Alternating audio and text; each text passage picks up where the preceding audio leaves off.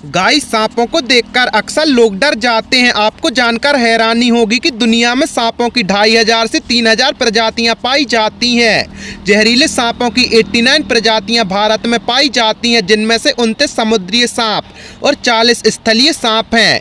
Guys, वैसे तो आपने अपनी ज़िंदगी में कई सांप देखे होंगे और इतना तो ज़रूर पता होगा कि सांपों की जीभ आगे से 2 हिस्सों में बटी होती हैं, लेकिन ऐसा क्यों? गाइस, चलिए जानते हैं इस रहस्य के बारे में।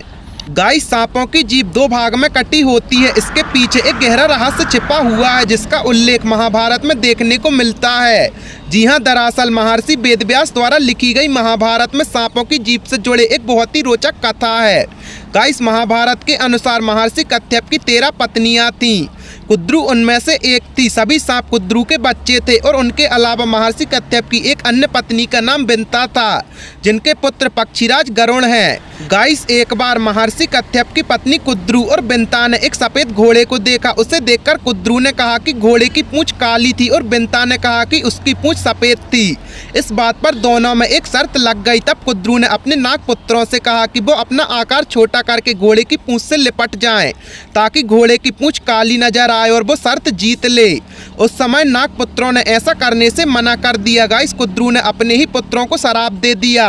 गाइस, दरअसल श्राप ये था कि तुम राजा जन्मेजय के यज्ञ में भस्म हो जाओ। श्राप सुनकर नागपुत्र सफेद घोड़े की पूंछ पर चढ़ गए, जैसे कि उनकी मां ने कहा था, और घोड़े की पूंछ काली हो गई। गाइस, शर्त हारने के बाद बिंता कुद्रू की दासी बन गई। जब बिंता के बेटे गरुड़ को ये पता चला कि उसकी मां गुलाम बन चुकी है, तो उन्होंने कुद्रा और उनके नागपुत्रों से पूछा कि मैं तुम्हें ऐसी कौन सी वस्तु ला कर दूं जिससे कि मेरी माता तुम्हारे दासत्व से मुक्त हो जाएं।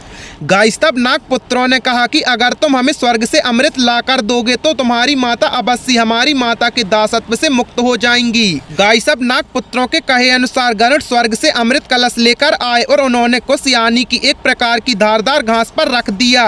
इसके बाद उन्होंने सभी सांपों को अमृत पान से पहले स्नान करने को कहा। गरुड़ के कहे अनुसार सभी सांप स्नान के लिए गए, लेकिन इस बीच देवराज इंद्र वहां पर आए और वो फिर से कलश लेकर स्वर्ग चले गए। गाइस, जब सभी सांप स्नान करके बाद में आए तो उन्होंने देखा कि कुछ पर कोई अमृत पात्र नहीं है। सभी सांप फिर घास को चाटने लगे जिस पर अमृत रखा था। दरअसल उन्हें लगा कि इस जगह पर अमृत का थोड़ा अंश गिर गया होगा। हालांकि ऐसा करने से अमृत की प्राप्ति तो नहीं हुई, लेकिन घास की वजह से उनकी जीभ के 2 टुकड़े अवश्य हो गए। गाइस, आपको इस बारे में जानकर कैसा लगा हमें कमेंट सेक्शन में ज़रूर बताएं और ऐसे ही अमेजिंग फैक्ट्स के लिए अपने चैनल को सब्सक्राइब करें।